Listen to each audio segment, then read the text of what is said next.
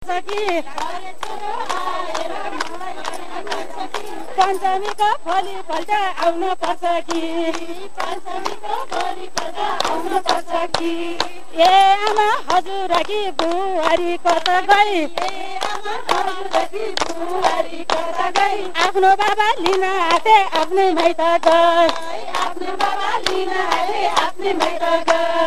हिजोसम्म यो घरमा मेरै थियो खतना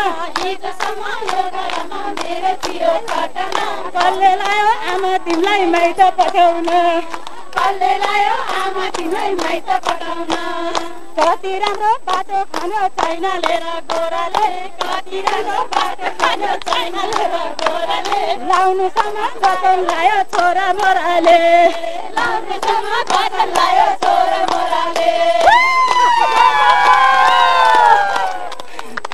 दर्शकवृन्द कति राम्रो बाटो खन्यो चाइना र गोराले उहाँहरूले गोरा भनेर सायद त्यति बेलाको ब्रिटिस शासनलाई अथवा ब्रिटिसको सहयोगलाई भन्नु भएको पनि हुन सक्छ।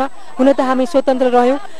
कति राम्रो बाटो खन्यो चाइना र गोराले लाउनसम्म वचन लायो छोरा मोराले उहाँले गीत गाउनुभयो। हामी उहाँसँग कुराकानी गरौँ। उहाँलाई यस्ता गीतहरू कसरी आयो, कसले सिकाए, उहाँले आफै कसरी भन्नुभयो, हामी उहाँसँग थोरै कुराकानी गर्छौँ। यहाँसँग थोरै कुराकानी गर्छौँ। नमस्कार। हजुर नमस्कार। निकै राम्रो एकदम मार्मिक गीत गाउनुभयो। हजुर थ्याङ्क यू। कसरी आयो यस्तो गीतहरू? होइन म सानो छँदामा मेरो आमाहरूले गाउँघरमा गाउनुको गीत नै मलाई अहिले याद आएको। नाचेर होला अहिले कस्तो वर्षभरिका दुःखहरू प्र्याक्टिकल। हजुर वर्षभरिका दुःख पीर समेटेर गीत लेख्नु भएको रहेछ, बनाउनु भएको रहेछ। हजुर आफैले बनाउनु भएको कि यो पहिलादेखि नै चल्दै आएको लोकगीत? पहिलादेखि चल्दै आएको, म सानो हुँदा सुनेको पहिलाको पुरानो गीत हो। हजुर अरू कुनै गीत याद छ यस्तै नारीका दुःख पीर पीडाहरू समेत भनिदिनुहोस्? एउटा सानो छ। गीतै गाउनु कि नाचेर गाउनु? गीत गाएर ए हस्। हजुर ए चौतारीमा बसौँ भनी फरर बरको पात कोसँग भनौँ मैले यो मनको बात बाबासँग भनौँ भनी बाबा स्वर्ग हुनुभयो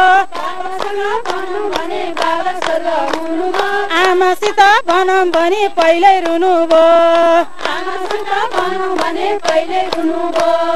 दाइलाई भनौँ भनी भाउजू काकी ठोकनी दाइ लिन आउँदा पनि भाउजू रिसाउने पारै लगाएर नाच्दिनुहोस् न है, नाच्दिनुहोस् न पारै लगाएर। दर्शकवृन्द उहाँहरू यही गीतमा नाच्दै हुनुहुन्छ। हामी यो नाच यहाँहरूलाई देखाउँदैछौँ। कोसँग भनौँ मैले यो मनको बात बाबासित भनौँ भनी बाबा स्वर्ग हुनुभयो आमासित भनौँ भनी पहिल्यै रुनुभयो दाइलाई भनौँ भनी भाउजू काकी ठोकनी दाइ लिन आउँदा पनि भाउजू रिसाउने भाइलाई भनौँ भनी बुहारीको खतना कहिले कहिले माइती आउँदा लाउँछे बचना दिदीलाई भनौँ भने पूर्व पश्चिम उत्तर हरे शिव भगवान मेरो पछाडा